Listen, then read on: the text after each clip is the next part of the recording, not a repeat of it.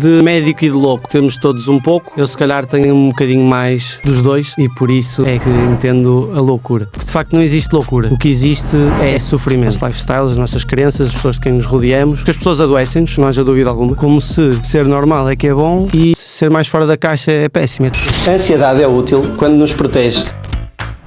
Se tentassem curar um Richard Branson, não seria um problema? Quantas crianças são curadas erradamente? Há farmacêuticas que são patrocinadoras de desenhos animados que fazem os miúdos entender que tomar a medicação é boa ideia. Estimam-se que seja tipo 70% dos miúdos que estão a tomar a medicação não deviam estar. O médico pergunta ao pai, então sente que o seu filho... Sinto. E de que maneira? Eu sinto que... Eu sinto perfeitamente que o meu filho sente que... Eu sinto que o meu filho, nós estamos a medicar as pessoas para elas se adaptarem a algo ao qual não se deveriam adaptar. Não, autismo não vejo em vocês. É porque não nos conheço. Ainda não Assim também. A pessoa não é sintomas, as pessoas não me chegam e eu digo, este é o que tem ansiedade generalizada. Não, uma cadeira de educação emocional ia resolver tanta coisa. E uma moça aguentamos todos. Agora 2, 10, 20, 30 acumuladas, é assim que as pessoas vão esmorecendo ao longo dos anos. O que é que acha que ganha quando ganha uma discussão à sua mulher? Mostro que tenho razão. Não, você ganha uma mulher derrotada. Muitas vezes os pais é que são o problema e não há nada a fazer em relação a eles. Quem precisava de ajudar aos pais e depois os filhos ficavam melhor. Vem já da Bíblia, não diz lá honrar pai e mãe se pai e mãe merecerem ser honrados. Uma das coisas que me fascinava era entender como é que Portugal está no topo dos rankings dos países com mais doença mental. Tu sabes, o que te separa dos teus objetivos não é talento, não é sorte, é o que fazes quando ninguém está a ver. O treino não é só sobre levantar pesos, é sobre levantar-se quando queres desistir. É sobre cada escolha, cada repetição, cada gota de suor que ninguém contabiliza, mas que faz toda a diferença. Queres evoluir? Controla o que podes medir. A BMS App dá-te os dados, mas a mudança é tua. Treina mais, come melhor, vive ao máximo. Descarrega agora a BMS App. E se eu te dissesse que a falta de energia constante, a irritabilidade, a dificuldade em te concentrares, ou até mesmo o stress que parece não dar tréguas, não são só porque a vida é mesmo assim? Dás por ti a pensar que é só uma fase, que o problema é o excesso de trabalho ou que és simplesmente uma pessoa ansiosa. Mas quantas fases destas já contas? Porquê é que algumas pessoas conseguem gerir desafios intensos sem chegar ao esgotamento, enquanto outras sentem que estão sempre no limite? A verdade é que a tua mente não funciona no piloto automático. Ela está a responder a tudo o que colocas nela e à forma como geres o teu dia-a-dia. E para nos ajudar a perceber melhor o que se passa quando a ansiedade, o burnout ou a falta de foco nos vão apagando, pedimos ajuda ao ChatGPT, que nos respondeu: Mano, relaxa, só precisas de uma consulta de astrologia enquanto bebes um chá de cavalinha com spirulina e clorela. Atualizei para a versão sensata e o chat respondeu: Fala com o Dr. João Vilas Boas. João Vilas Boas é psiquiatra, especializado em ansiedade, burnout e PHDA. O João não só trata, como também descomplica temas que muitas vezes são mal interpretados. Se já ouviste frases como burnout é só preguiça, ansiedade resolve-se com pensamento positivo ou PHDA é só falta de disciplina, talvez esteja na hora de ouvires quem realmente entende do assunto. João, isto é para malucos? Antes de mais, muito obrigado por me receberem aqui, Obrigado. Paulo e Rita. Obrigada a nós. Não, então, de médico e de louco temos todos um pouco. Eu se calhar tenho um bocadinho mais dos dois e por isso é que entendo a loucura. E gosto. A loucura é um tema popular para aquilo que nós não conhecemos. Porque de facto não existe loucura. O que existe é sofrimento. E depois esse sofrimento toma diversas formas. A ansiedade, o burnout, a depressão, a insónia, a falta de foco. Tudo isso são expressões de um órgão que está em sofrimento, o nosso cérebro, que faz necessariamente com que todo o sistema fique em sofrimento, o nosso corpo. E mais do que isso, sendo nós corpo, cérebro e alma, o nosso sistema total fica em sofrimento. Então é necessário um alinhamento dos três e não há loucura. Para mim, o termo o contexto em que eu utilizo a palavra loucura é mais num sentido positivo, que é um bocado como naquele discurso do Steve Jobs, que é, nós precisamos dos loucos, precisamos daqueles que têm coragem para desafiar o status quo. Então, para mim, loucura tem um sentido, uma conotação muito positiva, e aquilo que as pessoas normalmente chamam loucura relacionado com a saúde mental não existe, é sofrimento. Eu ia te perguntar o que é que tu fazes aqui hoje, mas tu já acabaste por antecipar a resposta. Muito interessante mesmo. O que é que te leva a escolher a psicologia como especialidade? A psicologia? A psiquiatria! Já falámos 50 nada. vezes esta semana sobre essa confusão. Porquê que se confunde tanto? Ora essa. Ambas tratam o mesmo de maneiras diferentes e são complementares. Sim. De maneira que eu estou a fazer um doutoramento em psicologia. Eu acho a psicologia importantíssima e acho importantíssimo que haja uma multidisciplinariedade integrada no tratamento, porque há uma parte que a psiquiatria claramente resolve, muitíssimo melhor. Há uma parte que é necessário que exista um trabalho psicológico e depois existe uma necessidade de um trabalho que é ação. Portanto, para mim, o tratamento em saúde mental assenta em 3 pilares, que é biológico, psicológico e social. O que é isto? Biológico é uma estabilização neuroquímica, quando as pessoas têm o seu sistema nervoso central alterado, portanto, têm mais ou menos concentração de determinados neurotransmissores e têm alterações nas formas de funcionar das suas células, e nós primeiro temos que garantir que isto aqui está estabilizado. Depois, psicológico. O que é que eu quero dizer com isto? Psicológico é a forma como eu interpreto o meu mundo interno, a forma como eu penso, a forma como eu sinto, a forma como eu percepciono o mundo.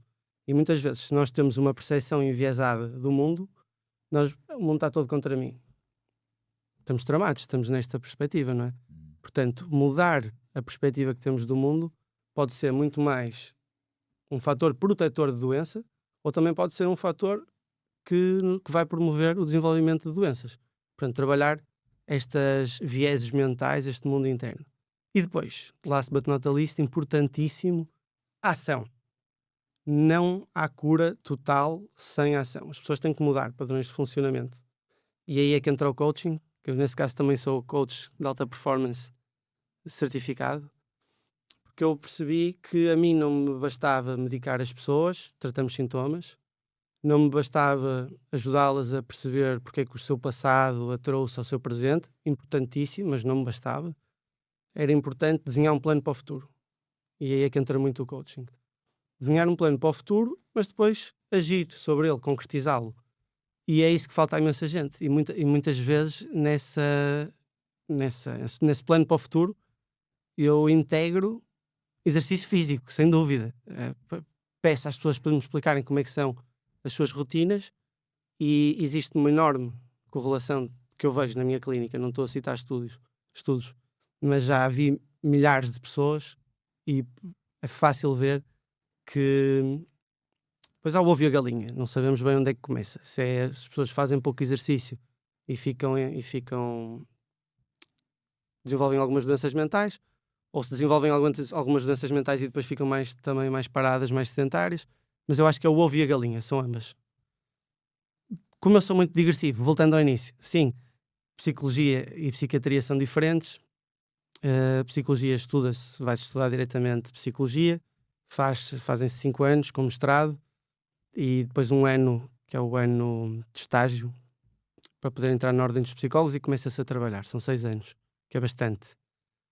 Medicina são logo 6 anos, em que estudamos todas as áreas da medicina, vamos a todas as especialidades, estudamos o corpo de cima a baixo, desde os cabelos às unhas dos pés. A anatomia no São João para mim foi um pesadelo, porque, como estávamos aqui a falar um bocadinho antes, eu tenho um bocado não tenho PHDA, tenho um bocado de HDA, hiperatividade e déficit de atenção sem a perturbação, e creio eu, até tenho por enquanto, e decorar para mim era tramado.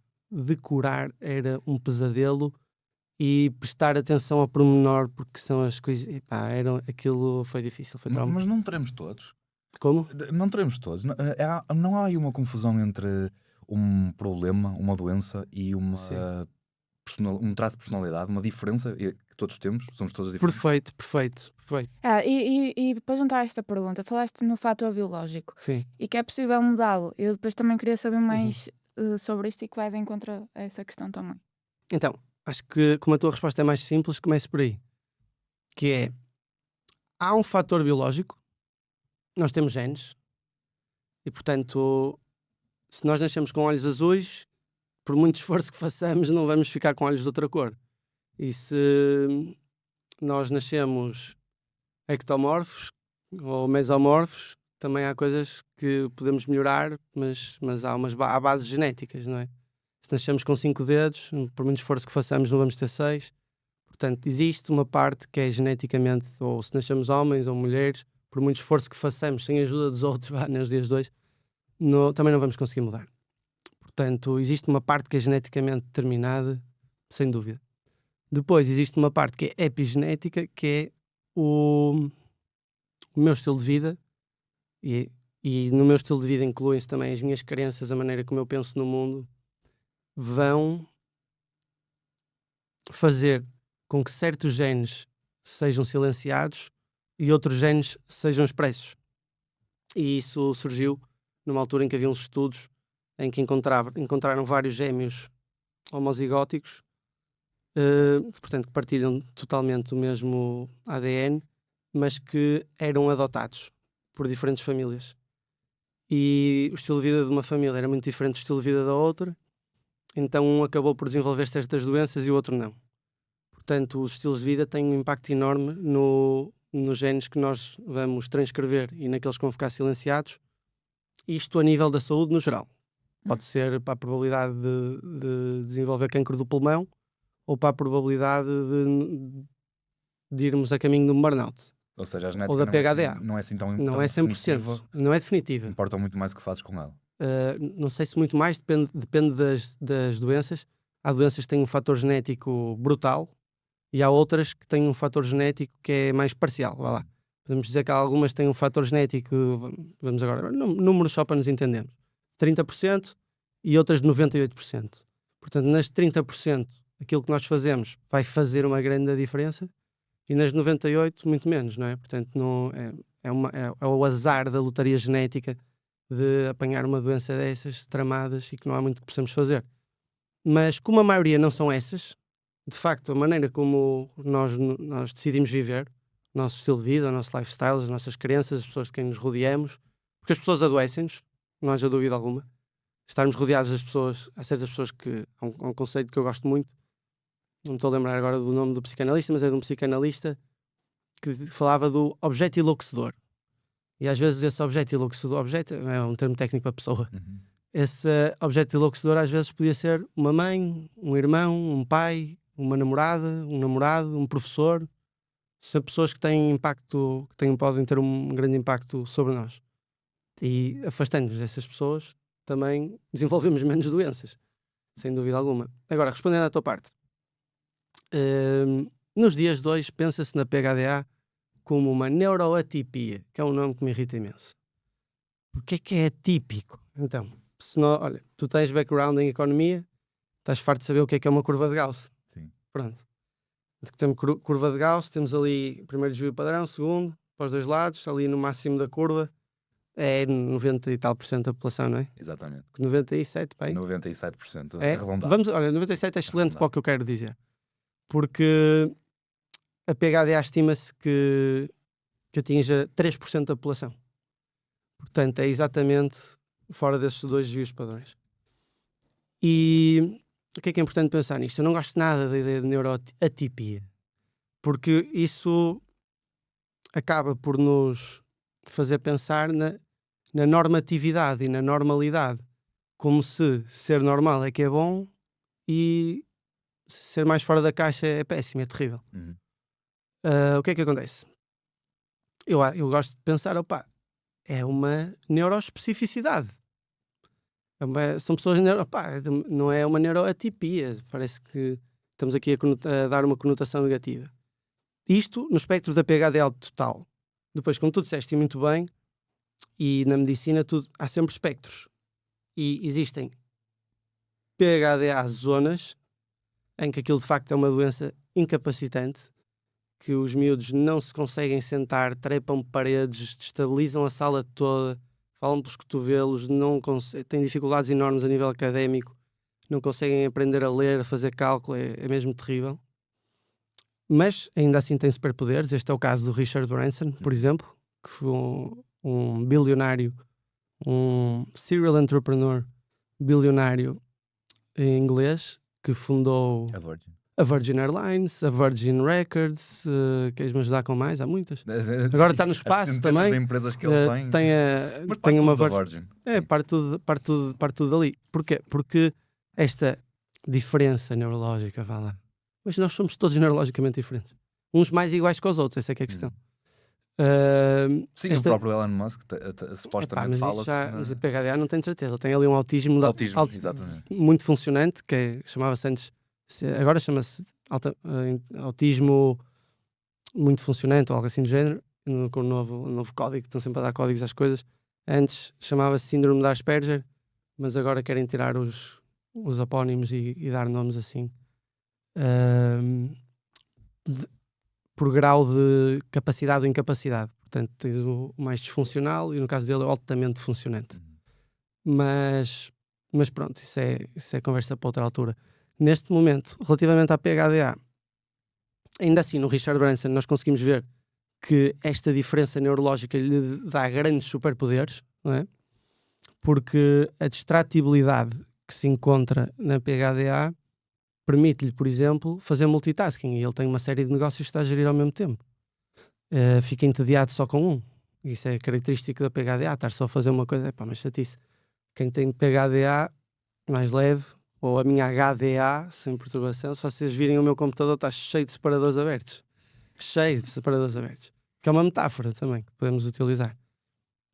Depois, há vários níveis disto. Alguns deles são altamente impactantes, lá está, para a vida do século XXI que nos propõe viver.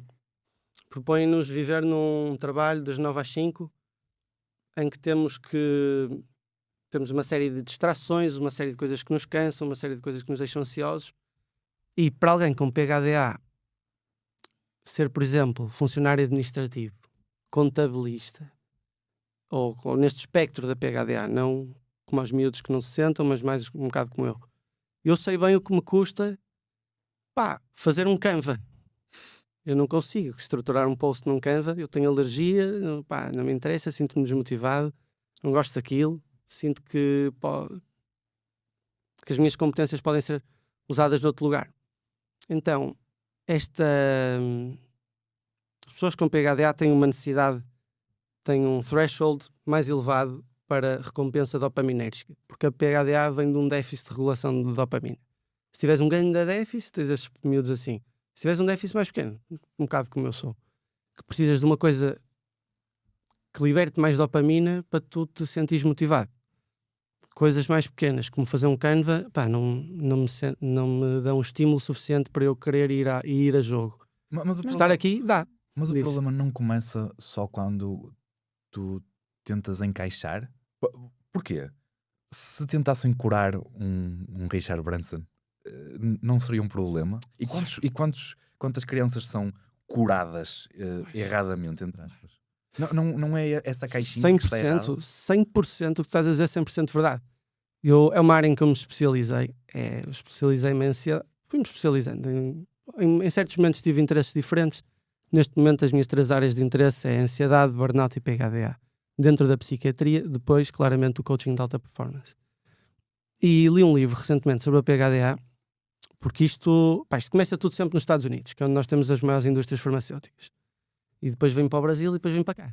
Isto é sempre assim. Os brasileiros copiam os americanos, são totalmente americanizados, e nós copiamos os brasileiros. É um bocado. A TDAH, agora veio para cá, passou da TDAH para a PHDA. E nos Estados Unidos há farmacêuticas que pagam ou que sponsor, que são patrocinadoras de desenhos animados que fazem os miúdos entender que tomar a medicação é boa ideia. Portanto, nos Estados Unidos, em Portugal não será tanto, mas se não houver uma alteração para lá caminharíamos, há imensos miúdos, mas imensos, estimam-se que seja tipo 70% dos miúdos que estão a tomar a medicação não deviam estar. porque é qualquer coisinha, fala um bocadinho para o lado, pimba, já está. E depois criou-se uma coisa ainda pior, que é as mães querem que os filhos tenham melhores notas do que os filhos da vizinha.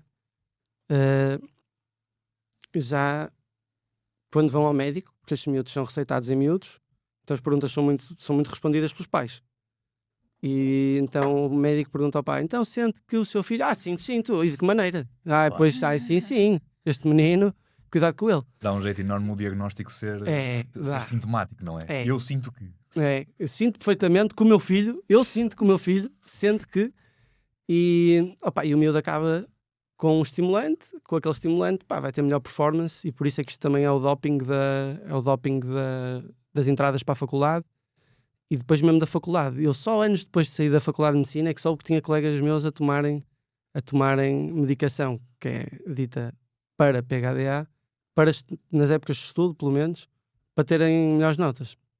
Portanto, também existe isso depois.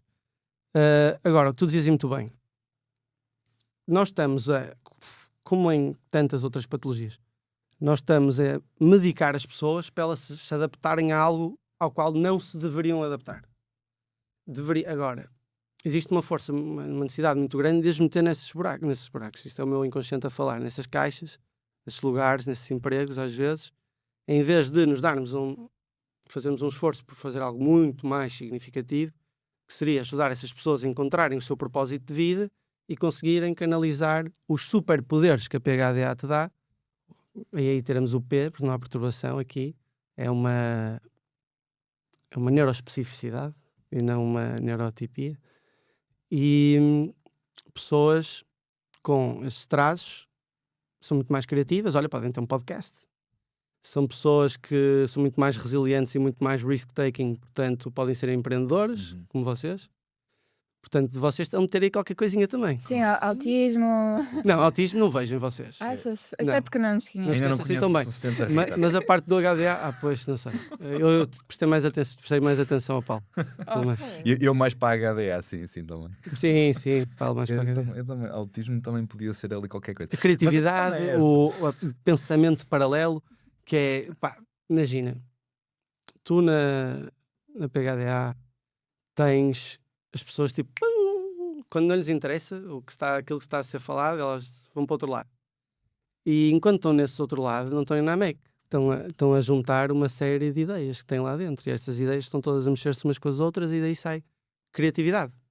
Que é a capacidade de, por exemplo, tu juntares formação em economia, redes sociais, digital, aumenta o reach, o alcance daquilo que eu quero transmitir. Personal training, dieta, saúde holística, bom. Podcast, bora. Estás a ver? E depois é preciso, e aí é que estas pessoas têm mais dificuldade, eu insiro-me aí, é preciso, para seres visionário é um espetáculo. Depois, para executar as tarefas chatas, é tramado. E daí das duas uma, ou tens muito sentido de propósito e de missão e fazes, ou tens alguém ao teu lado que faça, e isso também faz sentido, não é? Que é teres tarefas complementares. Tu percebes assim, os meus superpoderes são estes, então é nisto que eu me foco.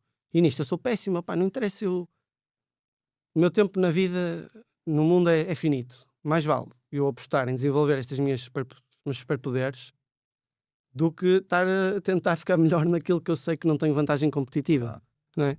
Muito interessante, até mesmo.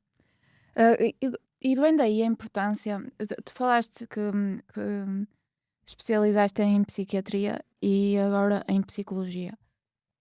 Achas que isto vem de um olhar holístico para a pessoa e de tratar a pessoa e não apenas a doença? Sim. Então, eu desde miúdo que o que eu mais queria era compreender. O mundo para mim era difícil de perceber e eu queria que ele me fizesse sentido. Eu sempre tive um bocado uma visão que é: a realidade é uma, e depois tantas percepções dessa realidade existem quantos seres vivos existirem. E quanto mais próximo da realidade a tua percepção dela estiver, melhores resultados tu podes conseguir. Se a tua percepção da realidade estiver muito distante daquilo que ela é muito mais improvável tu conseguires ter bons resultados no que quer que tentes de fazer. E no extremo máximo, no caso da psiquiatria da doença, tens a psicose, tens a esquizofrenia, que é uma realidade à parte. E nesta necessidade de compreender as coisas, eu sempre gostei muito de filosofia, sem dúvida, sempre gostei muito de letras e de arte, mas senti que a ciência era essencial, mesmo. E então no 10º ano tive em Humanidades, gostava mesmo muito de filosofia, de história, de letras. Comecei a escrever muito cedo. Aliás, escrevi um livro que neste momento está em fase de edição. Eu já quanto tempo é que demora a enviar. Eu gosto imenso de escrever, vou escrever sempre. Mas percebi que havia falta de rigor para entender as coisas. Porque o método científico não te dá certezas, mas tem como objetivo aproximar-se cada vez mais da realidade e não tem dogmas. Neste momento achamos que isto é assim, a nossa ideia é que isto, daquilo que nós vemos neste momento, parece-nos que o Sol anda à volta da Terra. Passado um bocado vem o Galileu, parece que não. Isso até foi uma altura conturbada em que não foi fácil para ele de aguentar-se com essa ideia, mas pronto, vamos avançando. Pensávamos no Big Bang, agora pensamos String Theory. Isto é tudo muito embrionário. Acho que há maneiras muito mais interessantes de pensar a origem. Mas pronto, o que nós temos aqui é de facto, os genes não mudavam, agora temos a ideia da epigenética.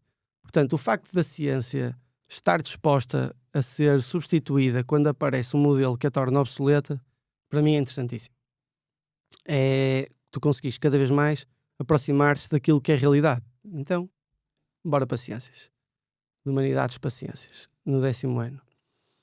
E ciências, eu sou uma pessoa competitiva também, sem dúvida alguma. Entrar em medicina era um grande desafio, era bastante difícil e exigir que eu fosse, depois no primeiro ano de faculdade, um professor de bioquímica disse: vocês são atletas de alta competição do estúdio. Foi uma grande coisa que me dizes. Mas percebi de facto que sempre tive uma vontade de ser um high performer. E não tenho dúvida que uma coisa que me ajudou a entrar em medicina foi o desporto. Mas sem a menor dúvida. Eu nessa altura fazia no mínimo 5, 6 treinos por semana, dos quais 2 eram artes marciais e os outros 4 seriam ginásio. 3 ou 4 de ginásio e 2 de artes marciais. E isso ajudou-me imenso. Para a minha sanidade, para tudo. Vamos falar sobre isso talvez mais tarde. E pronto, lá fui para a medicina. Senti-me muito desencorajado em ir para a psiquiatria. Quando estive em psiquiatria pela primeira vez, creio que foi no 5º ano, primeira vez que temos acesso à psiquiatria. Antes disso, no 2º, temos psicologia médica. E eu adorei psicologia médica. Tive uma professora fantástica, até hoje não me esqueço dela. Foi muito importante. Ela era psiquiatra, mas dava psicologia médica. Eu adorei a cadeira dela. Foi a que me esforcei mais nesse ano. E acho que tenho quase certeza que tive a melhor nota do ano nessa cadeira. Que nas outras não tinha, porque andava desmotivado. Completamente. Não fui um bom aluno. Acabei com média de 14. Andava lá desmotivado. E andava desmotivado porque via que a ideia de fazer uma carreira hospitalar era uma coisa que cada vez mais não fazia sentido com os meus valores, com o meu propósito, com a forma como eu queria viver, e se calhar um bocadinho com esta minha HDA, mais uma vez. Fazia-me mais sentido faltava criatividade numa carreira ali. E eu queria criar coisas e deixar um testemunho, deixar uma marca. Enfim, falaremos sobre isso talvez. Mas isso é perfeitamente normal, porque tu só te sentias desenquadrado dentro de um sistema que prepara as pessoas para atenderem a um guia. Quando pensamos num psiquiatra, por exemplo, a carreira tradicional de um psiquiatra é seguir no âmbito, num hospital, com uma carreira que é muito guiada, está quase mapeada. Tu tens que preencher os teus cheques, o teu dia vai ser se calhar igual durante 20 anos, ou pouca diferença. É óbvio que se tu pensares um bocadinho mais além, de questionares, e se não fosse tudo assim, tu vais estar desenquadrado e tu é que tens o problema.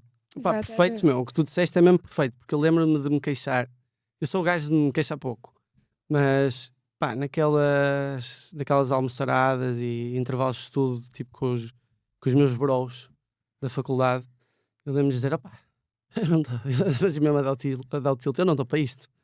Eu não dou para isto porque uma carreira, por definição, é um caminho já percorrido por outros. E eu dizia exatamente essa frase, muito parecida com a que tu disseste. Eu dizia: opá, eu não quero viver o mesmo dia todos os dias. Parece aquele filme mas esquece do Groundhog Day. Quem é que é o ator? Groundhog Day, em que ele acorda todos os dias para viver o mesmo dia. Aquilo para mim, é a definição de pesadelo. Para muita gente, ou para a maioria das pessoas, ou para muita gente mesmo, maioria, diria, é algo muito apetecível porque dá segurança. Claro. Eu sei como é que vai ser amanhã, eu sei como é que vai ser daqui a 10 anos, eu sei como é que vai ser daqui a 20. Eu sei que tanto eu como vocês são... Claro que temos medo no sentido em que o medo existe sempre como um fator protetor. Um tipo que tem um leão na frente e não tem medo do leão é maluco. Ou é psicopata porque não consegue sentir medo. Agora, um tipo que vê um leão na frente, pá, e pega num pau ou noutra arma qualquer para se proteger, é corajoso. Que é o que fazemos quando sentimos medo. E vocês são corajosos e eu também. Então foi por aí. Acho que os caminhos também se encontram. E é exatamente isso que tu dizias, que é um sistema que é feito para desenvolver pessoas para cumprir aquelas vagas no SNS. Portanto, aquilo era muito à base da memorização. Eu, quando tive psiquiatria pela primeira vez, fiquei muito desmotivado porque via uma abordagem, mas que mais tarde percebi que tem que ser assim naquele contexto, porque os recursos são poucos e há muita gente para atender. Portanto, tem que ser assim. Tem que ser assim com as condições que há. Com melhores condições conseguiríamos fazer mais. E espero que seja nesse sentido que o mundo vai. Portanto, psiquiatria pareceu-me pouco. Disseste que eu me especializei em psicologia. O que eu estou a fazer é um doutoramento em psicologia, porque percebi que a psicologia tinha que complementar aqui a psiquiatria. Porque a pessoa não é sintomas, as pessoas não me chegam e eu digo: este é o que tem ansiedade generalizada. Não. Este é o José, o Manuel, o Joaquim, a Ana, a Teresa, que têm um trabalho altamente exigente, que têm uma relação com a mãe que foi assim, que têm uma relação com o marido que as deixa desta maneira, que se sentem sobrecarregadas porque não conseguem conciliar o trabalho com a gestão dos filhos, com os desejos, com a relação de casal, com os desejos, ambições e sonhos que têm para a vida delas. E agora faço um bocadinho de publicidade. Vou lançar um curso, meu primeiro curso, que é o Mentes Seguras, que é mesmo para ajudar as pessoas a conseguirem lidar com estas suas inseguranças, desenvolver coragem, que é essa questão de agir perante o medo, para conseguirem desbloquear o seu potencial e conseguirem fazê-lo principalmente a nível do trabalho e conseguirem chegar onde querem, e a nível das relações, principalmente as mais importantes, que é a relação de casal e a relação com os filhos, para não sentirem que estão a falhar, precisamente porque estão inseridas num ambiente que as faz falhar, que é um ambiente que as sobrecarrega, que as estimula demasiado, que as cansa, que não as motiva, que não as reconhece, que as distrai. E não faltará, desculpa, força.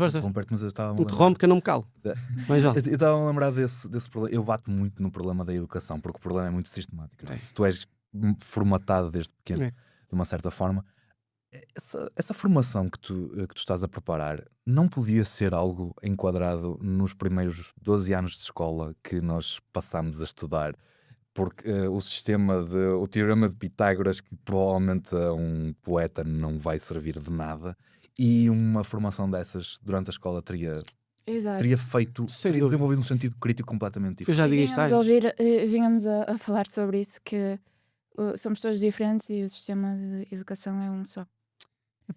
Formatado para responderes ao teu patrão. O mundo atual, na raiz da educação está isso. Eu acho que a questão, onde falha muito o programa de ensino, eu já digo isto há imenso tempo, que uma cadeira de educação emocional ia resolver tanta coisa. Mas tanta. Só o facto de nós aprendermos a ter responsabilidade emocional sobre o outro. Responsabilidade emocional é eu saber que o que eu vou dizer vai vai atuar no Paulo, que tem uma determinada história, tem um determinado sistema de valores, vem de um lugar que eu não conheço, então eu tenho que ter atenção à forma como comunico com ele, porque não sei o impacto que isso vai causar. Posso deixar uma moça, e uma moça aguentamos todos. Agora 2, 10, 20, 30, 10 milhões acumuladas, é assim que as pessoas vão esmorecendo ao longo dos anos. Portanto, ter responsabilidade emocional, responsabilidade afetiva, não é só apetece-me dizer isto, então vou dizer só porque me apetece e vou-me sentir aliviado, esfrego as minhas mãozinhas porque eu fiquei aliviado porque disse que me apetecia dizer, seja a minha namorada, ou o meu namorado, ou os meus filhos, ou quem for, sem medir as consequências que isso vai ter. Então é o que eu digo muitas vezes a pacientes meus, que é famous last words. Tipo, a pessoa olha, basta eu sou aqui do Porto, leva a bicicleta. Claro. Tipo, levas a bicicleta para casa. Sou do Porto, mas noto que já não digo tótil, já digo muito mais bué. Digo lá em baixo. E levas a bicicleta para casa. Uma vez eu não sou muito de partilhar histórias, mas nesse caso vou partilhar uma história que tive de um paciente, que acho que já partilhei nas redes sociais, que era uma pessoa muito rígida, resiliente até. Um homem que trabalhava muito, aquilo que se chama personalidade tipo A, aquele homem do norte, que acha que tem sempre razão, está-lhe a correr bem um negócio, então acha que tem sempre razão. E chegava a casa e discutia com a mulher e com os filhos como se fosse um hobby. E os filhos e a mulher andavam arrasados. E eu perguntava-lhe, tive muita paciência, pergunta por aqui e por ali para ver onde é que eu apanho. E chegou um dia que vou fazer uma pergunta que tem que ser mais objetiva aqui. O que é que acha que ganha quando ganha uma discussão à sua mulher? Mostro que tenho razão. Não, você ganha uma mulher derrotada. E você quer ter uma mulher derrotada? Ou quer derrotar os seus filhos e ter filhos derrotados? É que eles depois no dia seguinte acordam, saem de casa e como é que eles saem? Saem derrotados, claro, para a vida. Não é? Portanto, não é isso que eu desejo para as pessoas que eu mais amo.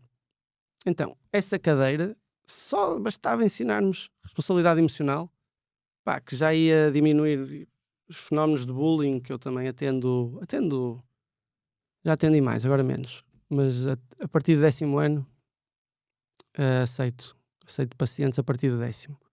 Cada vez menos.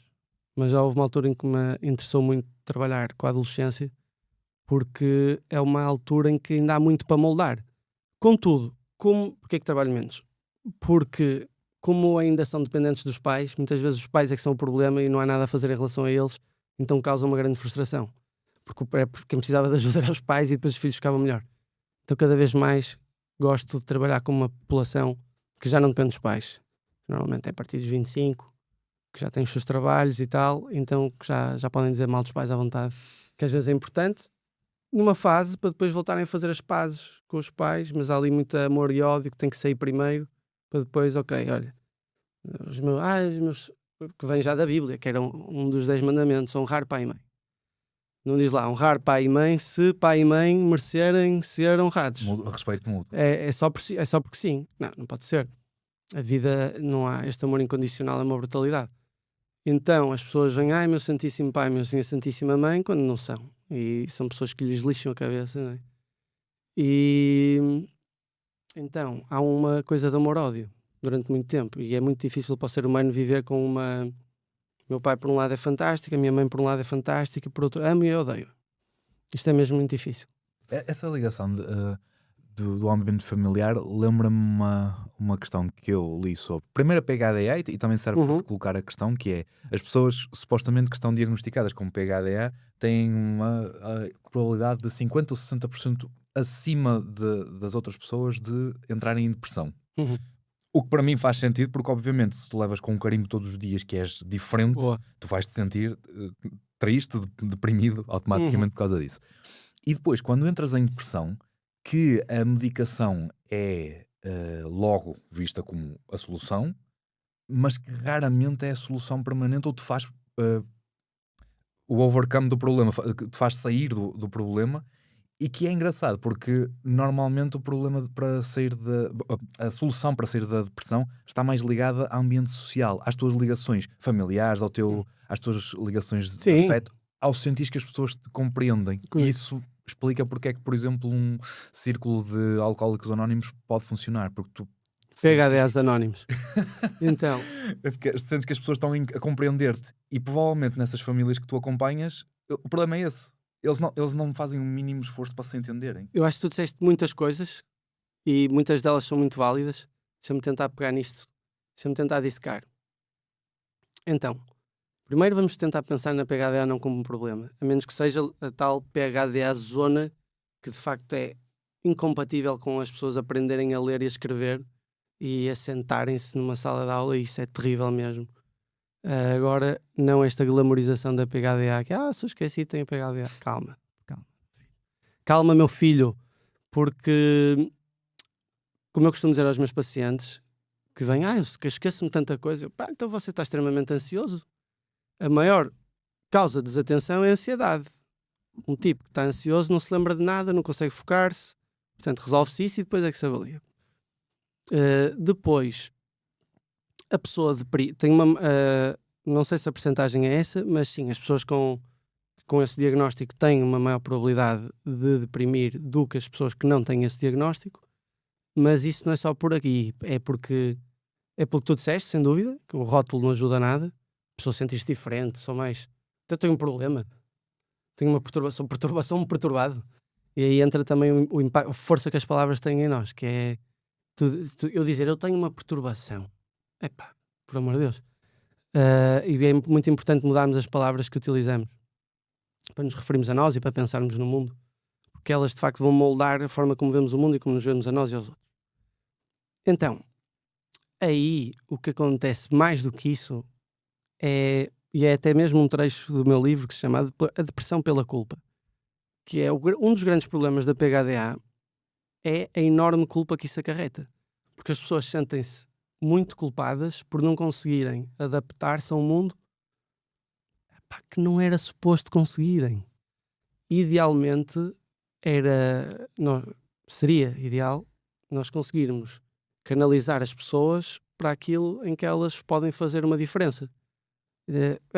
Um tipo que esteja uma pessoa que esteja neste espectro da PHDA, desde o terrível até ao meu HDA, se fosse contabilista, eu batia mal. Eu acabava em burnout e despedia-me. Péssimo contabilista. Não, era o pior contabilista que havia. Era o pior contabilista que havia. Mas se calhar, se trabalhasse num gabinete de contabilidade, ia ter jeito para perceber, olha, esta empresa beneficia deste tal incentivo europeu, lá está, mais juntar pontos, criatividade, e faria essas candidaturas, pedia para mudar de... Portanto, tem sempre a ver com adaptação, pôr as pessoas no lugar em que elas são boas e não tentar metê-las onde nós precisamos delas. Mas se nós pensarmos o sistema de ensino português cumpre uma função, que é, nós precisamos de renovar, cada vez agora com a inteligência artificial isso muda, mas nós precisamos de renovar a massa laboral. Então vamos precisar de X pessoas para fazer isto, X para aquilo, X para aquilo outro. E não andamos a ver pessoa a pessoa qual é que vai. Então andamos a ensinar-lhes assim umas coisas que realmente, como tu disseste bem, eu acho que muitas delas são ridiculamente obsoletas, que não interessam ao menino Jesus, como se dizia quando eu vivia aqui, e é necessária uma reestruturação do plano de ensino, claramente uma disciplina de inteligência emocional ia fazer uma grande diferença, porque nós trabalhamos a inteligência do raciocínio lógico-dedutivo na matemática, trabalhamos a abstração, a ler os poemas do Fernando Pessoa e na filosofia, que também é muito importante. Criatividade aqui e ali. Mas existe, se pensarmos no QI e no QE, existe o QE A, B, C, D, F, G e não acaba no Z. Há milhões de tipos de inteligências diferentes. Visoespacial, portanto tu tens agora desportiva, tu vês que há jogadores de futebol que são mais inteligentes, vês que há lutadores de MMA que são mais inteligentes, têm mais fight IQ, como se diz. Então, é o desporto que eu mais assisto, portanto, dá para ver mesmo quando é que há algum que tem grandes competências físicas, mas que não faltava-lhe ali lá está, o que eu faço. Faltava ali um coach de alta performance para lhe dar mais fight IQ.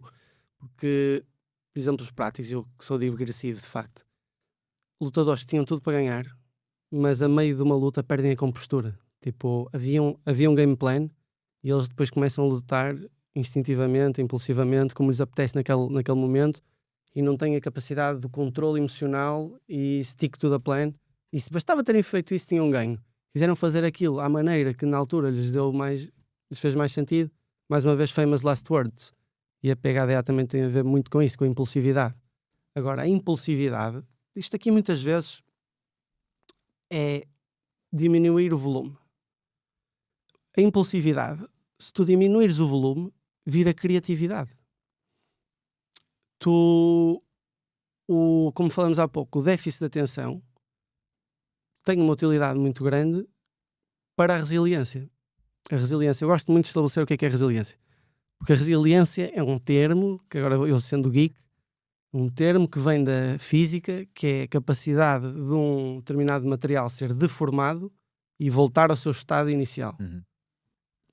Agora, isto adaptado a pessoas, mantendo o seu propósito, que não tenha perdido o seu propósito pela catraifada que levou. E esta capacidade de não termos uma memória tão boa, não é uma memória seletiva. Imagina o que era, tu lembraste de tudo que já te disseram até hoje. Claro. Pá, não tinhas espaço para computar. Portanto, um cérebro PHDA é, em certo sentido, muito mais eficiente, porque está sempre a apagar memória desnecessária. Olha, e como é que se chamava aquela pessoa? Opá, não me lembro, porque o meu cérebro pensou, provavelmente nunca mais vou estar com ela na vida. Fez-me sentido saber o nome dela naquela altura, não vou guardá-la agora. Tu precisas de espaço para outras coisas, porque nós não temos espaço infinito de memória também, é como se fosse uma RAM de um computador, precisamos de espaço para operar.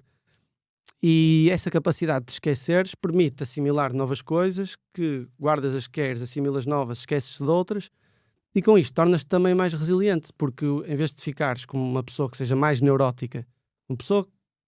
Neuroticismo é o quanto eu sofro por unidade de stress. Os portugueses são altamente neuróticos. Vamos falar um dia sobre isso, porque que eu já pensei imenso e sei bem porquê. Agora, que era uma das coisas que me fascinava, era entender como é que Portugal está no topo dos rankings dos países com mais doença mental. E agora já sei. Então, uma pessoa muito neurótica comete um erro, nunca mais esquece, fica a crucificar-se, fica a chicotear-se, não avança. Cometeu aquele erro, gato escaldado, água fria, tem medo, nunca mais. PHDA, com esta capacidade de andar para a frente, resiliência. Cometeste um erro, já esqueceu, levou o que era bom, segue para a frente, que a seguir vai correr bem. Tens muito mais capacidade de ligar o botão do I don't give a fuck e bola para a frente. É. Que falta muito, não é? Se nós tivéssemos essa capacidade, pronto, podíamos nos tornar um bocadinho insensíveis em certa medida, mas era muito maior a capacidade. Se mantiveres empatia, não te tornas. Por isso é que é importante manter a empatia. Verdade. É respeitar no outro a diferença. Ou seja, lá porque o outro não está a um nível de performance igual ao meu, eu não devo considerá-lo inferior. Pelo contrário, eu devo estimá-lo, respeitá-lo, idealmente amá-lo, mas numa maneira diferente. Não é o amor romântico, claro. E até mesmo ajudá-lo. Portanto, porque ele depois vai-me ajudar a mim também, se nos ajudarmos a todos. As sinergias é que funcionam. Eu costumo dizer que o sucesso não é um trono, é um pódio em que cabemos todos. Se nos ajudarmos uns aos outros. Agora, se há alguém que não ajuda aqui, não te vou ajudar se tu não me ajudas. Também não sou estúpido. Sou louro, para como se diz aqui. Mas já divergimos do núcleo que é Bora. PHDA, tens esse desencaixe, muitas das vezes desenvolve para depressão, e quando estás na depressão és tradicionalmente medicado e normalmente a solução está mais ligada a coisas que não têm nada a ver com a prescrição que então, tens. digo-te assim, grande parte dos casos graves claramente precisam de ser medicados. E tu vês tipo, é que por acaso a PHDA é daqueles, a medicação para a PHDA é daquela medicação que é milagrosa. É do dia para a noite. Tu vês uma pessoa de uma maneira e no dia seguinte de outra. No dia seguinte. Ao contrário de outros medicamentos que não têm muito efeito placebo envolvido. Contudo, nesta escala, o que é que acontece? Vou-te dar exemplos. Estou a pensar agora, tenho um paciente de alta performance, que é claramente um tipo de alta performance, com resultados a nível financeiro que o põe no 0,0000101 da população e tem aqui um bocado de HDA. Então, quando está numa fase em que é preciso fechar contratos, ter muita atenção ao pormenor, reuniões muito longas, de contratualizar transações de montantes muito, muito elevados, centenas de milhões de euros, exige muita atenção da parte dele, que é coisa... Ele tem muito jeito para juntar pontas, para ser criativo, para tudo isso. E aí eu passo-lhe uma microdose de uma medicação para PHDA, pontual, nesses momentos, e ele tem, de facto... Ele diz, opá, aquilo que anteriormente para mim ia ser uma tortura, eu consigo lidar com aquilo. E faço aquilo bem, sem dúvida alguma. E depois, antes disso, até tens ali uma franja da população que poderá precisar em certos momentos, mas se fizer, como tu disseste bem, uma alteração do seu ambiente, deixa de precisar.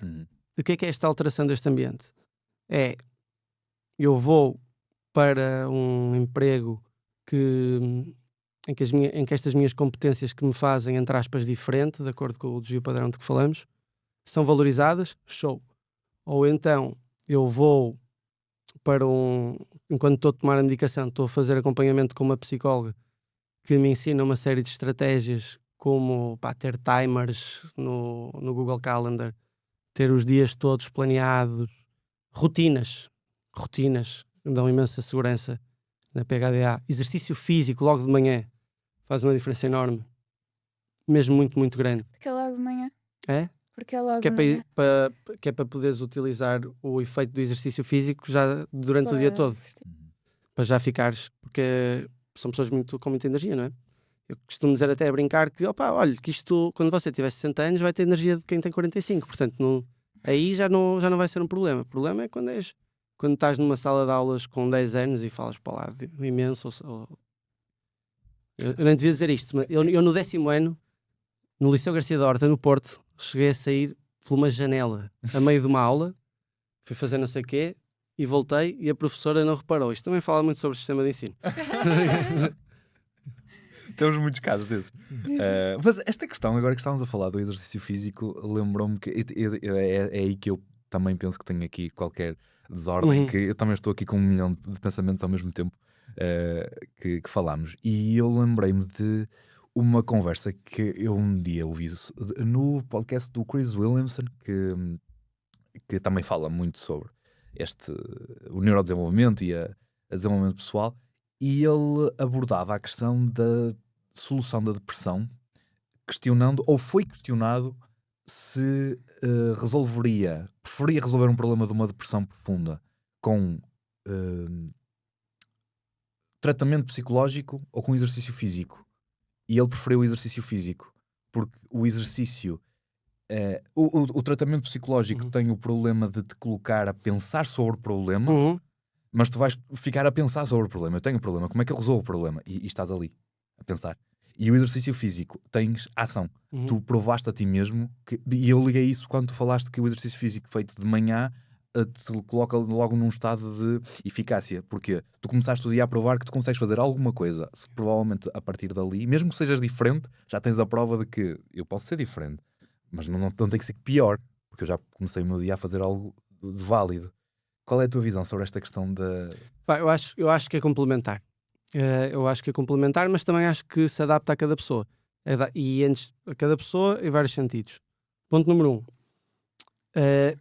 Qual é a dimensão do trauma? Portanto, se tivermos um trauma, como eu já vi vários, coisas que não... Só mesmo indo para esta área que tu vês, claramente é necessária uma intervenção psicológica, mas ao mesmo tempo, se fizeres, beneficia imenso de fazer exercício físico. E nestes traumas terríveis, beneficia também de uma abordagem medicamentosa, sem dúvida alguma, porque o sofrimento é insuportável. Porquê é que é importante a medicação? A medicação cura a maior parte das doenças psiquiátricas? Não. O que é que ela faz? Cuida dos sintomas, trata sintomas. O que é importantíssimo, porque alguém que está num sofrimento brutal, está num sofrimento tão grande, em que às vezes tem ideação suicida, pensa em matar-se, em que não consegue sair da cama, não se consegue levantar, não tem vontade de fazer nada, perdeu o gosto na vida, tem ataques de pânico terríveis que impactam totalmente a funcionalidade dessa pessoa.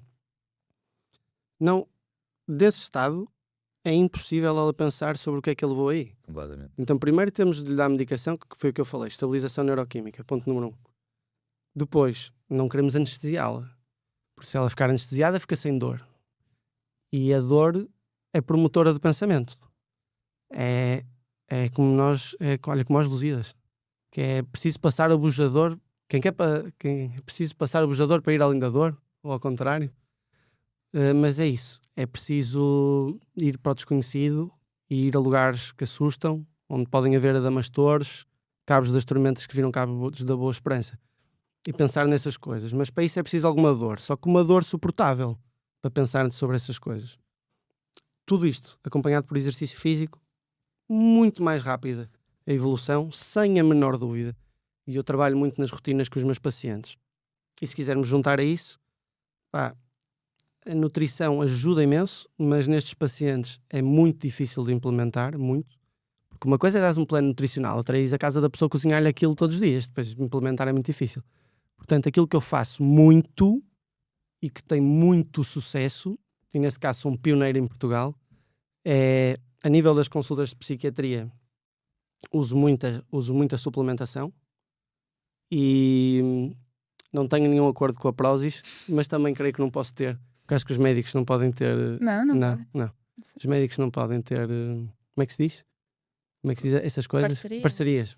Remuneradas, é isso. Não podem ter parcerias remuneradas os médicos, acho que não. Quase 100% de certeza. Não tenho, mas estou sempre a recomendar, porque a relação preço-qualidade é muito bom, entregam-te em 24 horas. E o que é que eu vejo? Com aquela suplementação, eu consigo diminuir pelo menos a dose dos medicamentos que as pessoas estão a tomar. E muitas vezes, quando as pessoas estão num estado de... que não chega à doença, mas que estão mal, eu antes de iniciar com o medicamento, começo com o regime de suplementação, dou 2 semanas, as coisas mudaram ou não? A grande maioria das vezes mudam, porque eu também já tenho sensibilidade para perceber quando é que é preciso e quando é que não é. Claro. Quando não mudaram, vamos então fazer medicação, mas continuamos com a suplementação, porque a suplementação vai-me permitir sempre que eu tenha menores doses de psicofármacos. Agora, seria ideal uma alteração na alimentação, sem dúvida. Só que olha, coma 10 salmões por dia. Sim, a pessoa Ou nem então consegue toma uma pensar cápsula no básico e vai pensar tem que pensar, está totalmente desorganizada. A casa Claro. deve estar uma desorganização brutal e vai estar a fazer salmão. Não, Sim, não até porque nós não podemos romantizar. Obviamente que nós não estamos aqui a chegar ao ponto de dizer Exato. não tomes medicação se Não. tiveres um problema psiquiátrico. Mas tu ou próprio psicológico. dizes que é o dos últimos meios a que tu recorres. Não, e obviamente que não se parte do princípio que o exercício físico, por exemplo, vai resolver o problema por si. Claro. Num caso muito complicado, a medicação será obviamente fundamental para controlar os sintomas. Não haverá uma subprescrição muito grande por diagnósticos que são mal atribuídos? Antes de mais, concordo sempre contigo, o exercício físico, seja a situação que for, seja um caso em que é necessária medicação, e mesmo medicação pesada, como eu já vi, beneficia-se sempre. Até ao caso em que medicação ligeira, até ao caso em que medicação ligeira e psicoterapia, até ao caso em que só psicoterapia, até à alta performance. Então, para alta performance, não existe alta performance mesmo sem boas rotinas de exercício físico. Portanto, o exercício físico é algo que toda a gente devia fazer, sem a menor dúvida. Não é preciso sermos super atletas, como falamos anteriormente. Ser um atleta de alta competição é algo que nem sequer é saudável, vivem menos tempo. A esperança média de vida diminui. Verdade. Eu cada vez mais me interesso em estudar a longevidade e pronto, vocês saberão mais do que eu sobre os melhores tipos, mas é importante condicionar sempre, usar aqui um bocado de condicionamento físico, treino de força, cardio. Eu recentemente estou a ver se me meto na yoga, acho que essa parte também é fixe, de elasticidade, a ginástica animal, não sei se já ouviram falar. Uhum. Animal movement. Não. Não, vão adorar. Já. Animal, É só um nome movermos-nos, diferente para animal algo. movement. Sim. No Brasil eles chamam de ginástica animal. Aqui Ok. o nome mais conhecido é animal movement, que é mover-nos um bocado como os animais e quando nós não andávamos sempre sentados e tal. É muito fixe. Falamos sobre isso no outro dia. Um dia que vocês já tenham experimentado, num próximo podcast falamos sobre isso. Porque aquilo faz-te sentir coisas, faz-te reconectar-te com o teu corpo de uma maneira muito diferente, muito mais animal. E nós somos animais. Portanto, exercício físico sempre importante, alimentação sempre importante. Agora, como tu disseste muito bem, uma pessoa que nem dela consegue tomar conta, como é que vai estar a fazer salmões e a contar macros e não sei o quê? Obviamente. Está fora de questão. Por isso é que eu comecei, e nisso sou pioneiro em Portugal, comecei a utilizar suplementação e noto grandes evoluções, e não é necessariamente mais caro, porque lá está, a Prozis, mais uma vez, passando a promoção, e eu não tenho acordo algum com a Prozis, não me venham chatear a dizer, ele tem acordo com a Prozis, não tenho, mas é porque de facto a relação preço-qualidade é barato, para a qualidade que tem, entregam em 24 horas e eu consigo diminuir o custo que a pessoa tem em medicamentos, que fica mais barato utilizando os suplementos, porque os medicamentos são mais caros. E mesmo como psiquiatra, tu podes ter uma função muito mais importante para a pessoa, mesmo passando, prescrevendo, não é possível, mas que se fosse possível prescrever suplementos da Prozis, em vez de prescrever um medicamento, porque há muito esse rótulo de o psiquiatra é um médico que me passa a medicação para quando eu estou maluco. Epá, maluco não, disfuncional. A psiquiatria, agora em termos científicos, mas aqui o Dr. João, eles disseram-me muito bem que a pessoa que eu pareço aqui é diferente de quem eu pareço nas redes sociais, e isto agora vai-me dar que pensar. Mas agora, em modo Dr. João, a psiquiatria é a especialidade médica que trata as alterações do comportamento. E as alterações do comportamento é aquilo que às pessoas parece maluco. Então comporta-se assim, é maluco. Mas para nós são alterações do comportamento que nós conseguimos estabilizar com medicação. E tu próprio levantaste aí um caso muito interessante de alguém que não é maluco, nem tem nada a ver com isso, e que tu tens uma função ou que tens um trabalho de muito valor, que é esse empresário de alta performance, que o trabalho que tu fazes com ele não tem nada a ver com tratar uma doença ou tratar um problema, tem a ver com o aumento da performance, ou a maximização da performance. Sim. E provavelmente aí há um valor gigantesco a dar, por exemplo, a um psiquiatra. Mas tu aí estás a passar-lhe a creatina para ele atingir os 0,01% da performance que ainda não desbloqueou. O problema não será em nós estarmos a passar creatina a pessoas que querem sair do sofá e ainda não deram o primeiro passo sequer? Pá, vamos pôr isso assim. Neste caso desta pessoa, então, existe... Eu para lhe passar esta medicação tenho que ser médico, não é? E sendo especialista em psiquiatria estou totalmente à vontade com os psicofármacos, mas o trabalho que eu faço com ele é um trabalho de coaching de alta performance, e isso não existe sem uma série de rotinas como exercício físico, a suplementação, alimentação, visualização, muita visualização, meditação, exercícios de gratidão, exercícios de compaixão, exercícios de amor, exercícios de respiração consciente, muito goal setting, muito estabelecimento de objetivos, muito como metodologia SMART, como vocês conhecerão, muita análise de SWOT, muita coisa, e temos aqui depois um propósito muito bem definido, um leme. É preciso haver uma bússola e um leme. Eu em breve vou abrir no Porto um centro que por acaso que se chama Leme Center, precisamente por isso, que é importante que as pessoas recuperem os lemes das suas vidas, e eu gosto dessa ideia. E porque muitas vezes a depressão... As creatinas que tu dizias, que eu não me esqueci, a minha HDA, então, as creatinas de que tu falavas... Só te esqueces da hora do podcast. Da hora e da data. Primeiro foi a data, depois foi a hora, mas cada vez melhor. Sim, porque trazer o João aqui foi um desafio, porque... Não, eu hoje mandei mensagem a dizer, então, vamos meia hora antes para nos conhecermos melhor. Às 11. Às 10h30, não é? Porque era para filmar às 11. Tu hoje é para filmar às 9h30. E eu, então pronto, olha, vou sem tomar banho, vou já.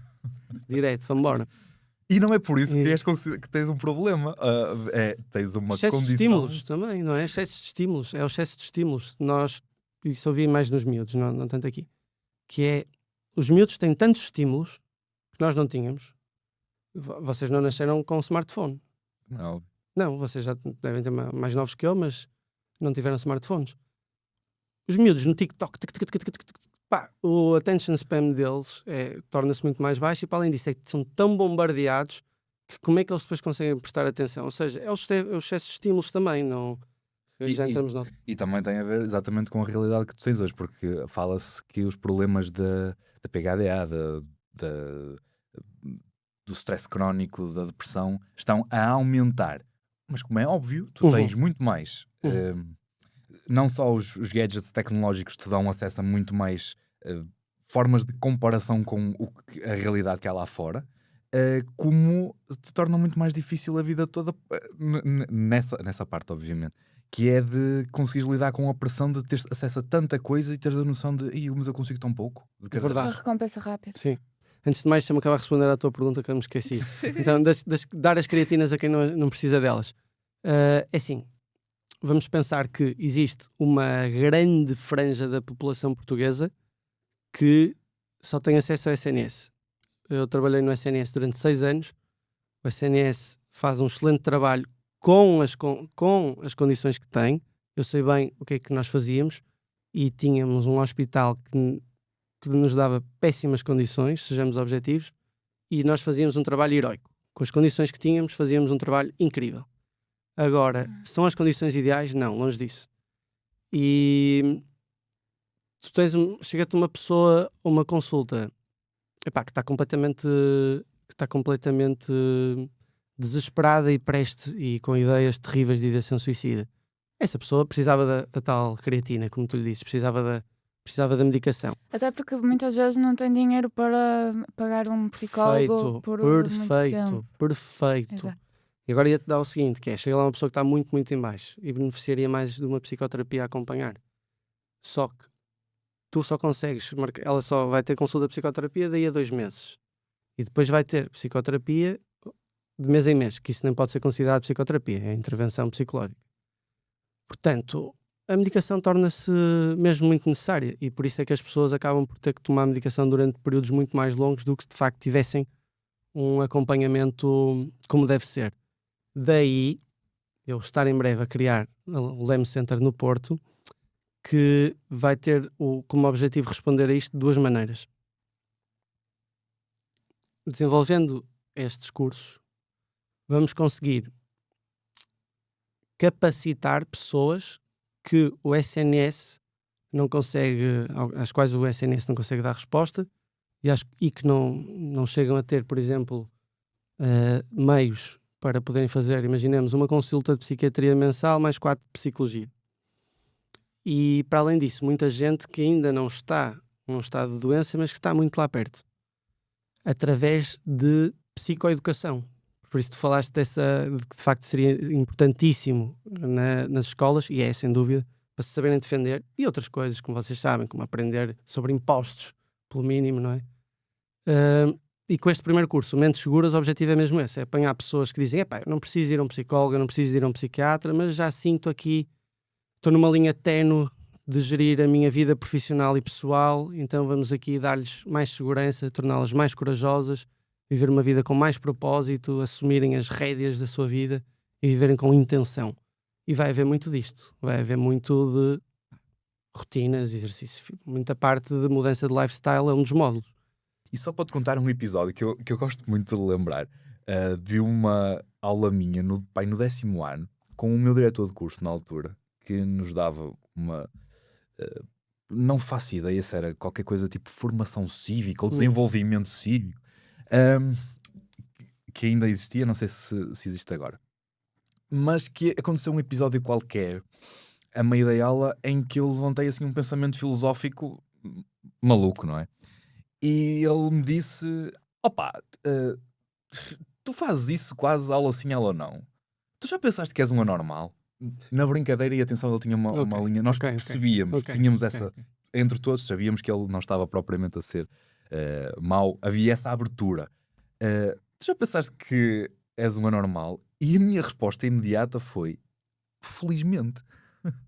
E ainda bem. Uhum. Porque eu sinto-me muito bem assim. Já viu o aborrecimento que era se eu fosse Yeah. completamente normal? Eu acho que os anormais da vida se sentem muito sozinhos, mas depois, quando encontram pessoas, fazem ligações muito fortes. Isso. Porque eu não vejo na normalidade um problema. É isso mesmo. As pessoas que, se quiseres, as pessoas dentro desse espectro da PHDA tendem a encontrar-se e a gostar muito umas das outras porque se identificam. Epá, pô, Yeah. E a não internet encontrava foi muito ninguém que boa, pensasse assim. Foi muito boa Também. nesse sentido. Foi Sim. má em muitas coisas, mas foi boa nesse sentido que consegues te identificar muito mais rápido Sem dúvida. Sem dúvida. às pessoas. Questão de fecho do podcast para ligarmos à segunda parte que teremos aqui com o João. Ok. João, se tivesse a missão de elevar os 5% da população portuguesa para 10% que praticam exercício, por onde é que tu começavas? A Rita já foi boazinha, porque normalmente isto é para 95%. É lá.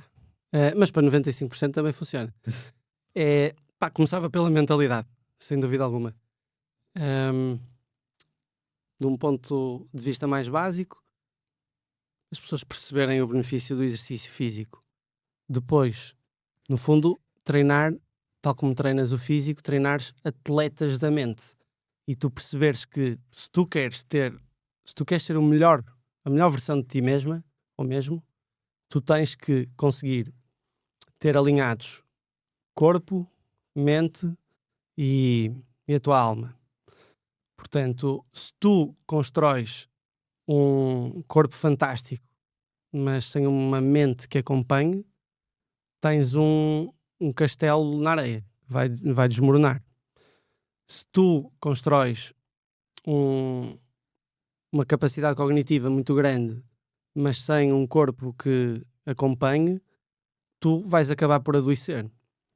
Se tu desenvolves um corpo e uma mente de alta performance, mas não desenvolves o teu propósito, a tua conexão, a tua alma, tu perdes o rumo e aí precisas de um leme.